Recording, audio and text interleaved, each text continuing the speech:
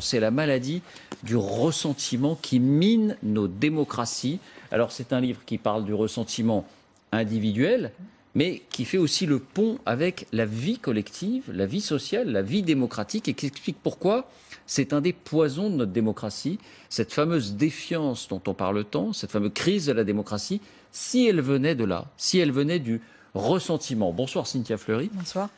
Alors d'abord, le ressentiment, d'après Cynthia Fleury, qu'est-ce que c'est ? Eh bien, c'est d'abord un sentiment, une douleur, une peine, un deuil, un abandon qui va être répété continuellement, dans lequel on va se replonger constamment et s'enfoncer dans une position qui a effectivement, une position de victime, qui a effectivement été la nôtre à un instant T. En clair, vous dites que le ressentiment, c'est une rumination, quelque chose qui se mâche et se remâche, avec d'ailleurs cette amertume caractéristique d'un aliment fatigué par la mastication. Cela ronge, cela creuse, vous ajoutez. Pour vous, on peut aussi parler de ressentiment dès lors qu'on ne peut construire son bien-être que par le dénigrement d'autrui. Pire, vous parlez même de mise en accusation de l'autre. Vous dites l'autre sera coupable. Le ressentiment est cette astuce psychique consistant à considérer que c'est toujours la faute des autres et jamais la sienne. Mais alors d'où vient ce ressentiment ? Pour Cynthia Fleury, la démocratie provoque plus que les autres régimes du ressentiment. Oui, vous reprenez Cynthia Fleury, vous développez même le constat de Tocqueville.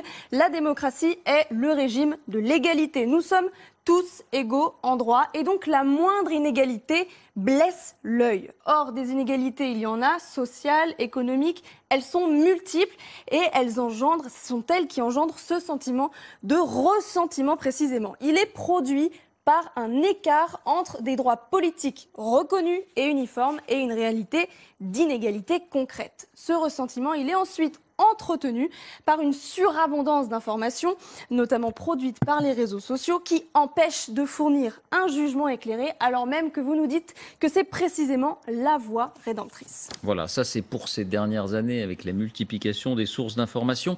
Et la grande affaire du livre, c'est que ce sentiment, ce ressentiment se retourne et va miner lui-même cette démocratie. Oui, et vous décrivez le phénomène par ces mots. Petit à petit, de façon latente et irrémédiable, des individus se constituent en un corps dont les parties ne sont reliées entre elles que par le ressentiment. Vous citez le fascisme avec l'idée d'une revanche, voire d'une vengeance, et c'est ainsi que le ressentiment conduit à la haine. Pour la personne qui le ressent, seule la destruction de l'autre est alors susceptible d'apporter une jouissance. Or, cette haine, elle va toucher l'autre, mais elle va aussi toucher les institutions ou encore la presse. Pour ramener le tout à la période d'aujourd'hui, vous évoquez le complotisme et vous concluez du ressentiment au délire conspirationniste, il n'y a qu'un pas. Alors, que faire contre ce ressentiment collectif? Eh bien, parmi les solutions, vous citez l'éducation, l'école, mais aussi la culture et notamment la littérature. Vous parlez aussi de l'humour. Et puis, vous nous dites surtout que c'est à chacun d'entre nous de lutter contre ce que vous appelez le fléau du ressentiment. Merci Fanny. Oui, ça c'est important parce que vous dites l'homme est capable. Il ne faut pas considérer que nous sommes tous des marionnettes déterminées complètement par des circonstances extérieures. Nous ne devons pas nier notre capacité d'affronter le réel, de sortir du déni. Nous sommes des agents de nous-mêmes. Nous ne sommes pas seulement des récepteurs. Alors, quelques questions. Le ressentiment est-il plus fort en France parce que la France a chevillé à elle-même la passion égalitaire? C'est pas impossible. Théodore Zeldin, qui est un grand historien des passions françaises, il avait fait des livres magnifiques là-dessus et justement, il posait que oui, il y avait une des grandes passions qui est celle de l'égalité, voire de l'égalitarisme. En France, c'est une vieille aussi analyse tocquevillienne, de considérer que c'est typiquement français.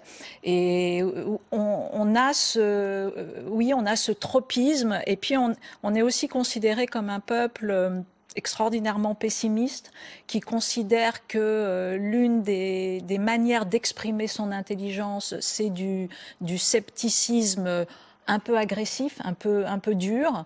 Donc voilà, c'est toujours, encore une fois, c'est trop simple de dire les choses comme ça parce que c'est caricatural, mais on est aussi forgé parfois dans notre culture par des traits qui sont un peu saillants. Mais là, on est au cœur du sujet, de la complexité du livre, c'est-à-dire que vous ne niez pas qu'il y a des injustices au départ Ah bah qui oui, peuvent non, susciter de fait, et même je la dirais révolte, plus que jamais. voilà, la C'est ça, le révolte ou la problème. contestation. Bien Mais sûr. vous dites, le ressentiment, c'est autre chose c'est que la autre chose. révolte, la lutte et la contestation. En quoi ça se différencie Oui, non, précisément? c'est vraiment le cœur du livre, il est là, parce que et c'est tout le problème, c'est que bien évidemment qu'il y a des injustices. Le problème, si vous voulez, c'est de savoir comment, à un moment donné, pour lutter notamment contre ces injustices, qu'est-ce qu'on va mobiliser en soi et qu'est-ce qu'on va mobiliser comme outil collectif pour lutter contre ces injustices. Ma thèse, mais c'est la thèse d'autres, c'est que le ressentiment n'est pas le bon outil pour transformer l'histoire, et qu'il a transformé l'histoire, Dieu sait, mais qu'il ne l'a jamais transformé pour un progressisme et pour de l'émancipation. En revanche, il l'a transformé pour des réactions qui ont produit des histoires et des destins Le fascisme, tragiques. vous le dites, vous prenez un Fascisme, exemple. entre autres, etc. Donc, c'est ça qu'il faut essayer de voir. C'est comment, quand on est un individu et qu'on est confronté à cette question de l'injustice, comment on fait pour à la fois se sortir soi-même du danger du ressentiment, parce que ça nous détruit, et comment collectivement on fait pour revenir vers le politique et non pas dépolitiser par la violence. Parce que la supercherie aujourd'hui, c'est celle-là. La supercherie, c'est de dire, vous savez quoi, le vrai acte politique, c'est précisément la violence.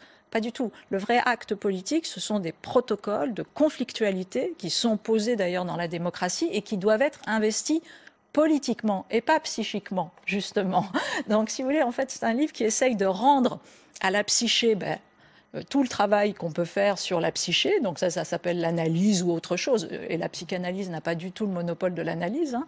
Et puis en même temps de rendre au politique, à l'engagement, à la culture, à l'éducation, aux soins, tout ce que nous pouvons faire pour lutter et transformer les causes qui déterminent nos injustices.